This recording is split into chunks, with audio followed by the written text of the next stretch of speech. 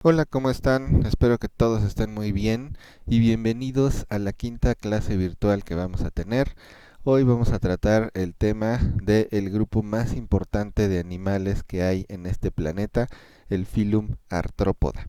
Seguramente ustedes ya reconocen a muchos animales dentro de este Phylum, pero como se darán cuenta, hay muchos que todavía no conocen. Así que vamos a tratar de ver la gran mayoría de la diversidad y todos los grupos grandes de este filum y todas las características que ustedes deben de conocer de los artrópodos. Como pueden ver en esta ilustración, el número de especies de artrópodos sobrepasa el 80% de todas las especies conocidas en el planeta, así que los artrópodos son en realidad el grupo dominante. La mayoría de estas especies son insectos y la mayoría de esas son escarabajos, para que se vayan dando una idea de cómo está la distribución de estas especies. Pero por donde lo queramos ver, el número de individuos o su capacidad de modificar el ambiente, la importancia que tienen en los procesos de la naturaleza, los artrópodos siguen siendo el grupo que domina en este planeta.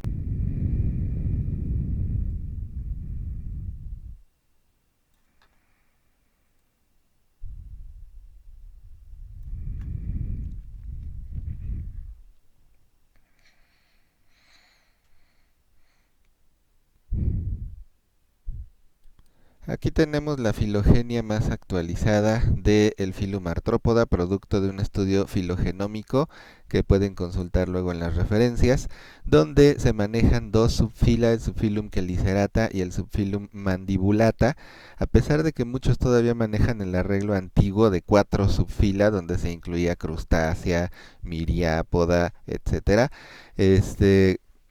En realidad, este refleja mejor cómo ha habido dos grandes tendencias en el Phylum Arthropoda, los quelicerados y los mandibulados, que entre otras cosas han desarrollado diferentes tagmas y diferentes maneras de vida. Así que esta me parece que refleja mejor esas relaciones evolutivas. Entre otras novedades, fíjense cómo los hexápodos son parte del mismo grupo que los crustáceos. Esa fue una de las grandes innovaciones de esta filogenia.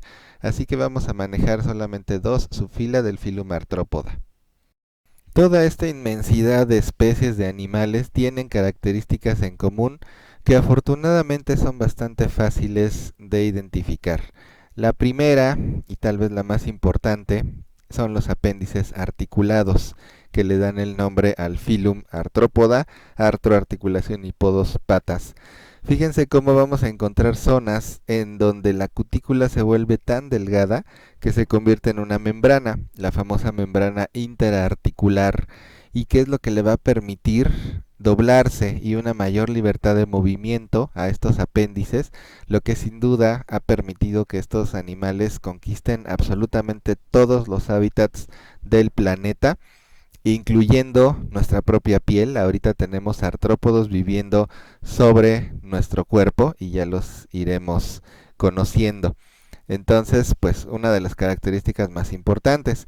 Pero todo esto no sería posible si no tuvieran su famoso exoesqueleto hecho de quitina, igual que el que ya habíamos visto en todos los miembros del clado Ecdysozoa e incluso en otros animales. Pero aquí se convierte en un verdadero exoesqueleto. Recuerden cuál es la gran diferencia entre cutícula y exoesqueleto, que ayude al movimiento, o sea que los músculos se sujetan del exoesqueleto para poder mover al animal. También tenemos la otra gran característica, el hemocele, que ya habíamos estado estudiando, donde veíamos que es parte integral del sistema circulatorio abierto y sin él no podría funcionar. La siguiente característica, las sedas sensoriales, son muy importantes porque ellos perciben el mundo a través de sedas sensoriales. Son muy pocos los artrópodos, de hecho, que tienen una buena vista. La mayoría son insectos. Pero también ellos dependen de sedas sensoriales para casi todos los sentidos.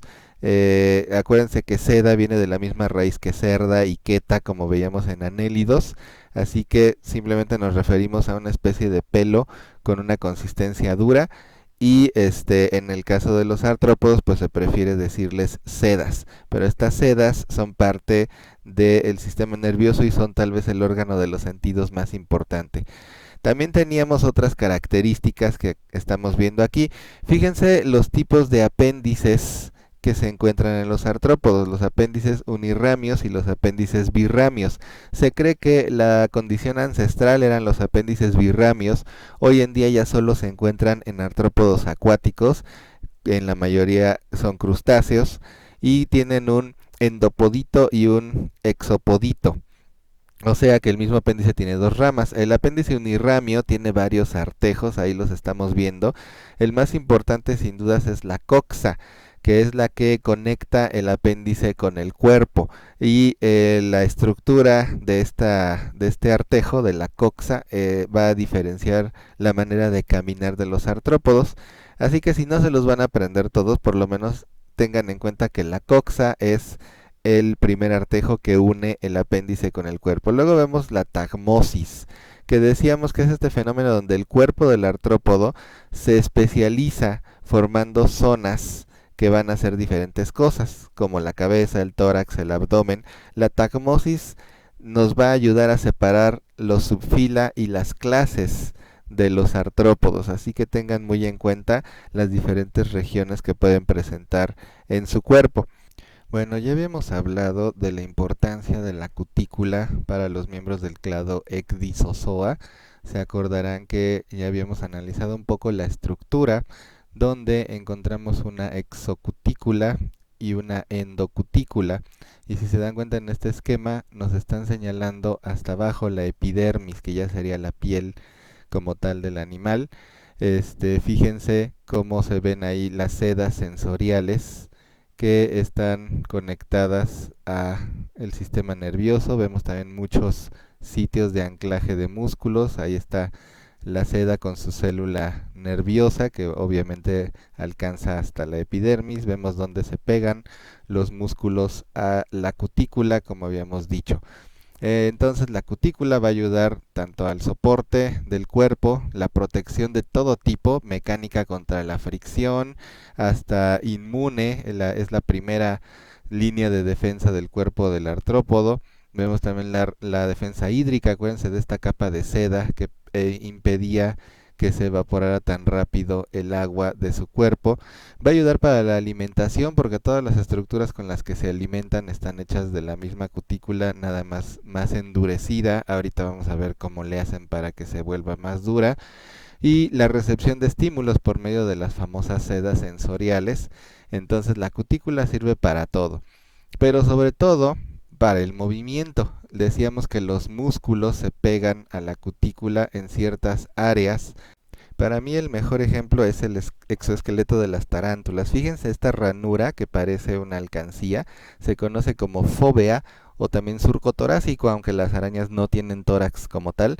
Pero cuando las tarántulas mudan y dejan su piel vacía, podemos darle la vuelta a esta parte que se conoce como el caparazón, y entonces veremos por dentro cómo esa ranura se convierte en esta lengüeta.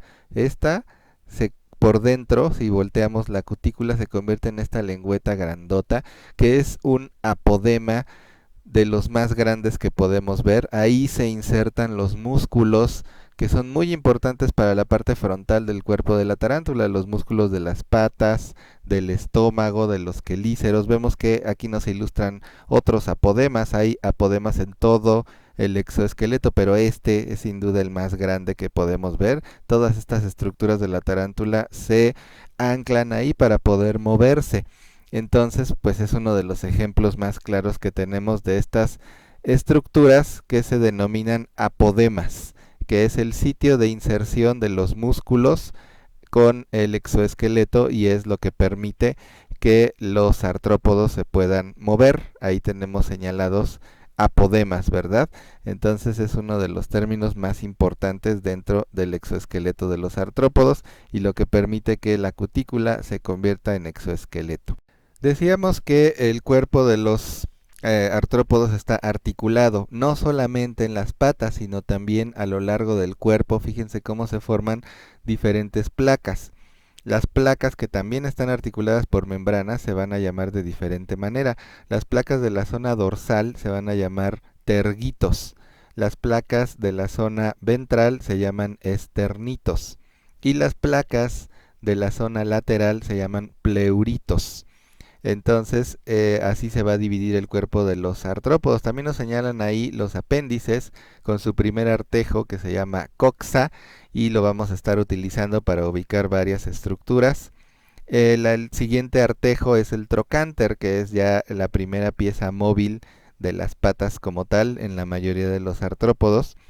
Y también vamos a ver cómo nos señalan en esta imagen los famosos espiráculos traqueales, o sea, las aberturas al sistema respiratorio, que en algunos están en la parte lateral, en muchos están en la parte ventral y en todos abren al sistema de tráqueas, que es por donde obtienen su oxígeno.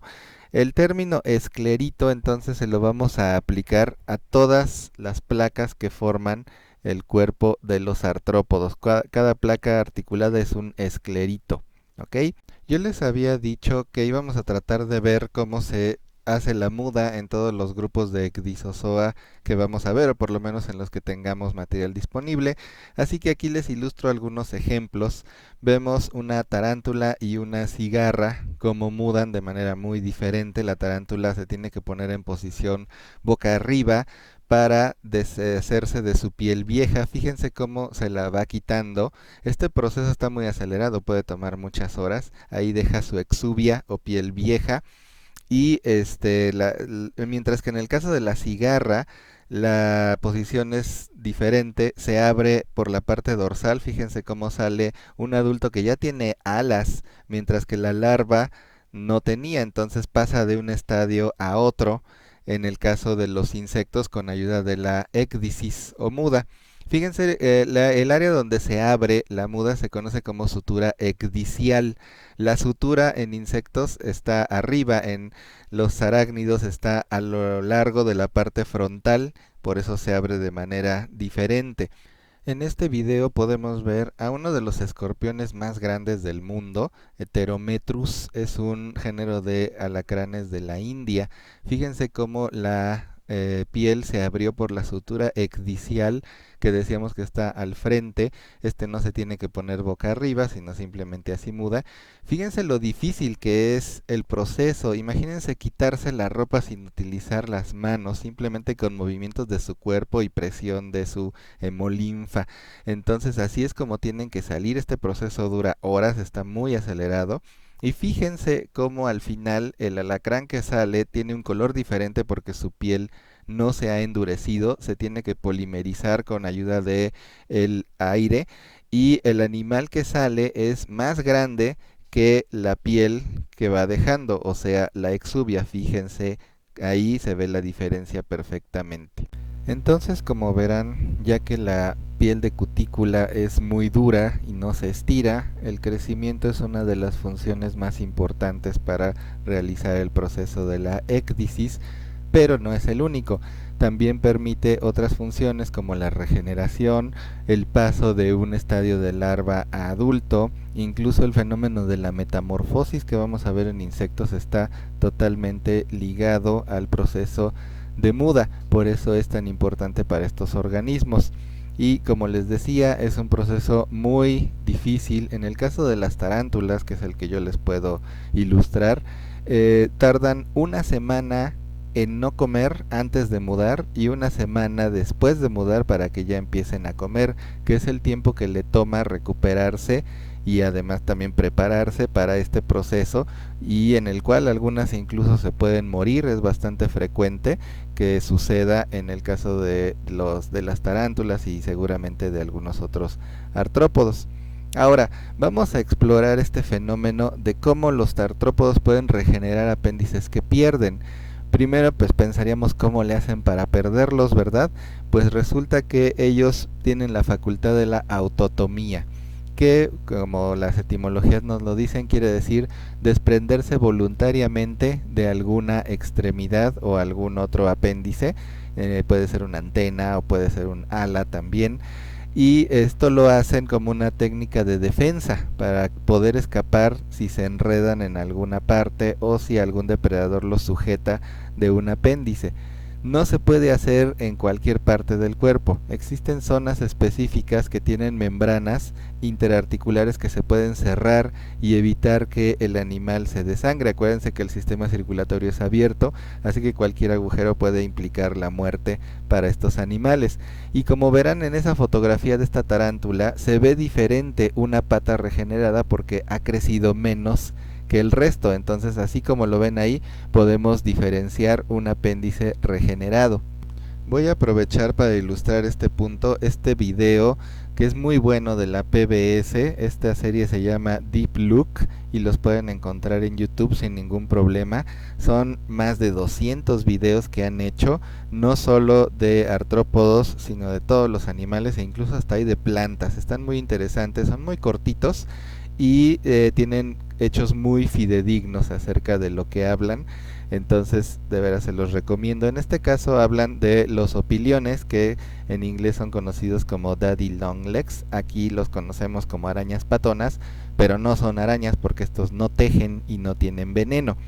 A diferencia de otros arácnidos, estos no son depredadores en su mayoría, sino que se pueden alimentar de cosas muertas o de hongos o de materia vegetal. Fíjense sus patas, cómo las utilizan para sujetarse de todas partes. Esas últimas partes se llaman tarsos y están multisegmentados, lo que les permite moverlos mucho. Y por tener estas patas tan largas son muy propensos a quedar atrapados, ya sea por un depredador o porque se quedan atorados. Y aquí nos van a mostrar cómo al sujetarlos simplemente se desprenden de la pata de manera voluntaria y sin morirse desangrados, porque tienen la membrana interarticular que les mencionaba yo. Ahí se ve la gotita de hemolinfa como sale un poquito, pero hasta ahí se queda. Esto impide que el animal se muera, e incluso hacen el experimento de ver cómo les afecta a los opiliones perder un número diferente de patas para que se muevan, y vean cómo perdiendo muchas patas aún siguen pudiendo moverse y no les afecta en gran cosa. Entonces esta estrategia les ha resultado conveniente. Es preferible perder un apéndice que ser comidos por algún depredador. Y no solo a los opiliones, les repito, todos los artrópodos lo pueden hacer, pero bueno, este es el ejemplo que nos ilustra este video. Entonces hablábamos de cómo la cutícula se tiene que hacer gruesa para ciertas estructuras, como por ejemplo para las estructuras de comer o para estructuras de protección. Y entonces esto cómo se hace. Se logra por medio de dos maneras. La primera sería aplicable a los artrópodos acuáticos, ya que en el agua disponen de sales minerales como el carbonato de calcio, que pueden ser simplemente incluidas en la matriz de quitina de la cutícula, y entonces se convierte en una cutícula reforzada por carbonato de calcio. Por eso animales como las langostas o como los cangrejos tienen una cutícula mucho más dura que los artrópodos terrestres. A este proceso le llamamos biomineralización, o sea, añadir minerales a la matriz orgánica de la quitina. Pero esto solo funciona si están en el mar. En organismos dulceacuícolas o terrestres no existen estas sales así como para poder integrarlas. Entonces la cutícula se tiene que endurecer por medio de añadir placas sobrepuestas, si se dan cuenta, en orientación diferente, para que las moléculas de quitina se vayan entrelazando y entonces así se forman estructuras más duras. A este proceso de endurecimiento sin añadir minerales se le conoce simplemente como esclerosamiento. Entonces, cuando hablemos de partes duras como las alas de los escarabajos y a las estructuras de las mandíbulas y así, les vamos a decir que están más esclerosadas, o sea que tienen una mayor concentración de quitina que hace esa parte más dura. Ahora pasemos a el tema muy apasionante de las sedas sensoriales, que les decía que la mayoría de los artrópodos que no tienen muy buena vista, a excepción de muchos insectos, detectan y perciben su mundo a través de las sedas que tienen en su cuerpo, y se darán cuenta en esta ilustración que las sedas pueden ser de muy diversos tipos. Yo quiero comenzar hablándoles acerca de la que tenemos acá arriba. Esta seda se conoce como tricobotrio, y el tricobotrio es una seda larga, muy delgada, casi siempre se ven en posición muy erguida, y como se dan cuenta está en una base que parece una macetita que está llena de líquido. Eso quiere decir que esta seda está flotando como si fuera una boya en este líquido, y la función es que puede detectar el movimiento del aire alrededor del artrópodo. Si el aire alrededor se mueve, como esta está en una base líquida flotando, se va a mover simplemente con que muevan el aire. Por eso cuando a veces uno quiere atrapar un bicho de estos, parece como si supiera el momento exacto en el que lo queremos agarrar y entonces huye, pero lo que pasa es que movemos todo el aire alrededor y entonces los tricobotrios mandan señales eléctricas al sistema nervioso del artrópodo diciéndole que algo se le está acercando y entonces se mueve muy rápido. La función de los tricobotrios queda mejor ilustrada en este video que les voy a presentar. Aquí lo que podemos ver es un ejemplar de tarántula que puse bajo el microscopio, y si nos acercamos vamos a empezar a ver entre todo ese montonal de pelos, fíjense que hay unos muy delgaditos que se van a estar moviendo como si estuvieran sincronizados. Vamos a tratar de encontrar una toma en la que se vean bien. Esto fue porque estaba yo revisando una tarántula viva bajo el microscopio y noté el movimiento de los tricobotrios, entonces me pareció una buena oportunidad para ilustrarlos. Fíjense cómo se van a ver unas filitas muy parejitas de pelos delgaditos que se van a estar moviendo solitos. En realidad se están moviendo porque yo tenía un ventilador a un lado y entonces ellos están respondiendo al movimiento del aire alrededor del cuerpo de la tarántula que tenía ahí en el microscopio. Ahora hablemos acerca de estas otras sedas que ven aquí, que parecen popotes porque tienen una entrada hueca. Estas son sedas quimiorreceptoras. Los artrópodos tienen un sentido que combinaría lo que nosotros conocemos como olfato y gusto, y lo perciben a través de estas sedas quimiorreceptoras que detectan las sustancias volátiles en el aire como nosotros con nuestra nariz, y además como se encuentran en las patas o en las antenas de los artrópodos que presenten antenas, pues ellos pueden tocar las superficies y probarlas y olerlas al mismo tiempo gracias a estas sedas quimiorreceptoras, y así conocer qué es lo que es comida o qué son sustancias a las que tengan que alejarse. En la foto de arriba a la derecha verán ustedes estas sedas modificadas y articuladas, están en una base que les permite moverse. Muchos se refieren a estas como espinas, el nombre técnico sería macrosedas. Cuando un artrópodo va a atrapar a una presa, extiende sus patas por medio de la presión de la hemolinfa. Esa presión también hace que estas bases móviles hagan que las sedas se hiergan, se ericen, digámoslo, y entonces los artrópodos depredadores pueden formar una especie como de canastita con estas sedas todas erizadas y así inmovilizar a sus presas e impedir que se les vayan. Entonces estas sedas también les ayudan a la cacería. Y en la foto de abajo podemos ver el tipo de sedas más especializadas que encontraríamos por ejemplo en las tarántulas. Estas sedas son sedas para defenderse, se conocen como sedas urticantes o pelos urticantes simplemente. Se darán cuenta de que tienen esta forma como de pluma y además están llenas como de puntitas muy finitas. Estas sedas están especialmente diseñadas para desprenderse fácilmente del cuerpo y como tienen forma de plumas pueden flotar. Entonces las tarántulas del continente americano solamente, cuando son molestadas se rascan la espalda y dejan salir una nube de estas sedas urticantes que se pueden pegar en la piel de un depredador e irritarlas. En nosotros normalmente nada más causan un poco de comezón, pero si fuera un ratón o una serpiente que se las quiere comer, pues les irritan la nariz, los ojos, la boca, y entonces así evitan ser comidas. Es por eso que las tarántulas americanas, en su mayoría, aunque no todas, suelen ser tarántulas que no son agresivas, mientras que tarántulas de otras partes del mundo pues no tienen estas sedas, así que tienen que morder para defenderse.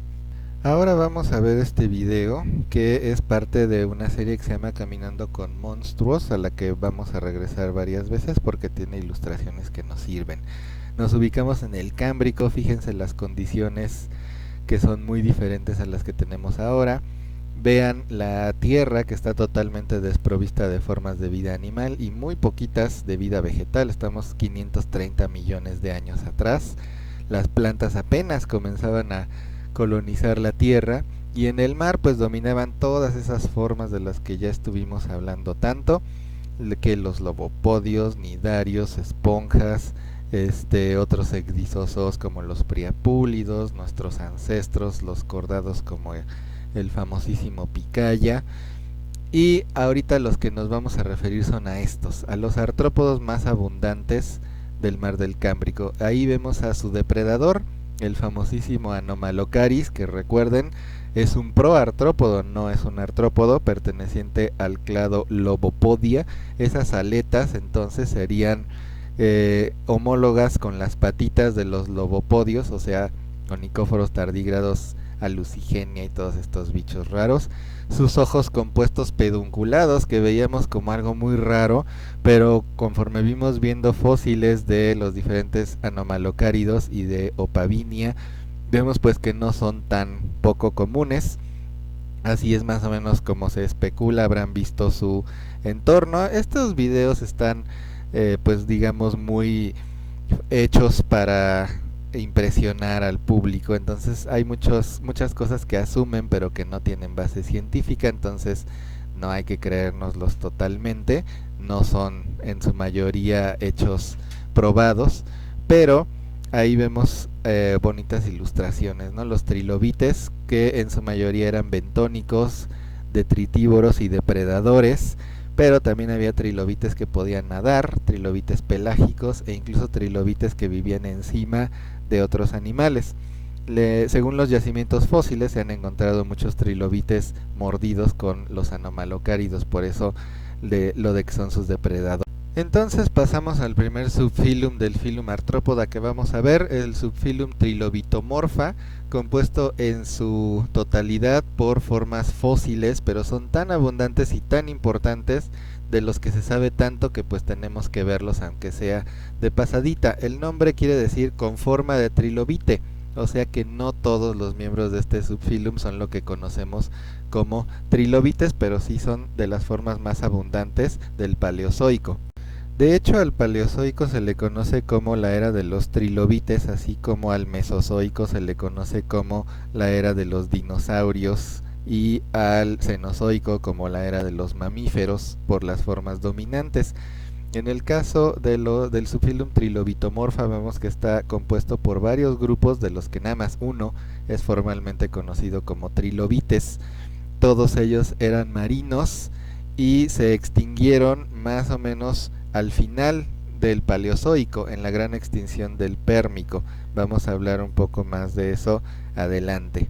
Aquí tenemos entonces las sinapomorfias del subfilum Trilobitomorpha, o sea, las características exclusivas que presentan ellos. En primera, son los únicos artrópodos que están calcificados solo en la región dorsal y la parte ventral no, por eso esta no se conserva muy bien en los fósiles. Sin embargo, pues sabemos que hay fósiles de naturaleza más suave, como los que se conservan en pizarra en la formación de Burgess Shale, donde se pueden observar las estructuras ventrales, pero en la mayoría de los que ustedes van a encontrar incluso en tiendas, la parte calcificada es la única que se conserva en roca. Vemos el pigidio, que es la parte que conoceríamos como colita, que está formada por más de un segmento, lo cual no es típico en los demás grupos de artrópodos. El pigidio es una zona posterior en donde no se da el fenómeno de la segmentación, pero aquí podemos ver que sí está compuesto de más de un segmento. Vemos también el ojo característico de los trilobites, que es un ojo calcítico, que está hecho de aragonita, o sea, carbonato de calcio en forma cristalina, y que les permitía tener una visión, aunque muy limitada, porque la aragonita es opaca, no da una visión tan buena como la que tienen los demás artrópodos, en donde el ojo es solamente de quitina. En ellos el ojo está hecho de carbonato de calcio y son los únicos que presentan esta característica. El nombre trilobite hace referencia a los tres lóbulos que forman el cuerpo de los trilobites. En amarillo vemos el lóbulo axial, o sea, el central, y los dos lóbulos pleurales que están a los lados. Esto si lo dividimos de manera longitudinal, pero de manera transversal encontraríamos tres regiones del cuerpo o tagmas. La parte del frente que está en rosa sería el cefalón, la parte amarilla, el tórax, sería donde están los apéndices caminadores, y la parte azul sería el pigidio, que es la que decíamos que es la parte terminal posterior. Eh, entonces esa sería la tagmosis del subfilum Trilobitomorpha: cefalón, tórax y pigidio, y esto lo obtenemos en corte transversal. En corte longitudinal los dividimos en sus tres lóbulos, que es lo que le da el nombre a los trilobites. La parte del cefalón también se puede dividir en los elementos que vemos en la ilustración de abajo. El lóbulo axial da origen a esa parte que está en verde, que se conoce como glabela, que es una parte especialmente engrosada para proteger la parte más importante del sistema nervioso central, o sea, el cerebro. Para eso sirve la glabela. Luego tenemos esa placa que está en azul, que no se mueve, está fija, por eso se conoce como fixígena. Y en morado tenemos esas placas laterales que sí se mueven porque están articuladas, que se conocen como librígenas. Las librígenas le ayudaban como si fueran palas para enterrarse a la mayoría de los trilobites que eran bentónicos. Pero como les decía, también hay formas que podían nadar o desplazarse de manera más rápida, y entonces las fixígenas también ayudaban en esos movimientos. Vemos en la parte de arriba más o menos el número de especies que encontramos, la época en la que vivieron los trilobites. Les decía yo, el Paleozoico se define en gran medida por los trilobites. El número de especies es muy alto, podemos compararlo incluso con moluscos o con nemátodos. Se divide en 11 órdenes. Incluso se han podido identificar varios estados larvales solamente por el registro fósil. Lo único que sí no podemos conocer acerca de los trilobites, pues es cómo se reproducían. Se cree que la fertilización era externa, ya que no se han encontrado órganos intromitentes, pero pues es muy difícil que podamos tener más datos acerca de la fertilización y de otros aspectos de la biología de los trilobites, más allá de lo que se puede inferir por su abundante registro fósil. Entonces decíamos que el Paleozoico, que comienza en el Cámbrico y termina en el Pérmico, lo ven ahí en color verde, está definido en gran medida por la existencia y extinción de los trilobites, que se originan en el Cámbrico temprano, aunque hay algunos datos que sugieren que podrían ser de todavía antes que eso, y la mayoría se extinguió en el Devónico, en la época en la que los peces óseos comenzaban a dominar el mar. En el Carbonífero es cuando las primeras formas de vida animal salen a la Tierra, que serían los artrópodos, y unos cuantos millones de años después salen nuestros ancestros, los vertebrados. Ahí tenemos uno ilustrado en color amarillo, que de hecho es miembro de nuestro linaje, es un reptil mamiferoide, que fueron los que dominaron en esa última época conocida como el Pérmico. Sin embargo, al final hay una gran extinción que elimina la gran mayoría de las formas de vida que existían, y unas de ellas fueron los trilobites, para después dar paso al Mesozoico, que es el que vemos en café y que es el conocido como la era de los dinosaurios. La variedad de formas de vida entre los trilobites seguramente era inmensa. Nosotros conocemos muchísimo por el amplio registro fósil que tienen, que sin embargo imagínense ustedes la pequeña cantidad de organismos que se fosilizaron comparada con la que de seguro existía. Pero podemos identificar diferentes formas de vida, los bentónicos, los pelágicos. Hay uno que tiene los ojos subidos en unos pedúnculos muy largos que seguramente se enterraba y emboscaba a sus presas con ayuda de sus ojos. Principalmente eran depredadores de organismos muy pequeños, también eran detritívoros, pero se especula todo tipo de vida, incluso se debate sobre si existían relaciones simbióticas, ya que muchos se han encontrado encima de esponjas o de otras formas de vida. Entonces se debate si serían parásitos o solo comensales, o si simplemente estaban ahí encima porque eran de vida epizoica.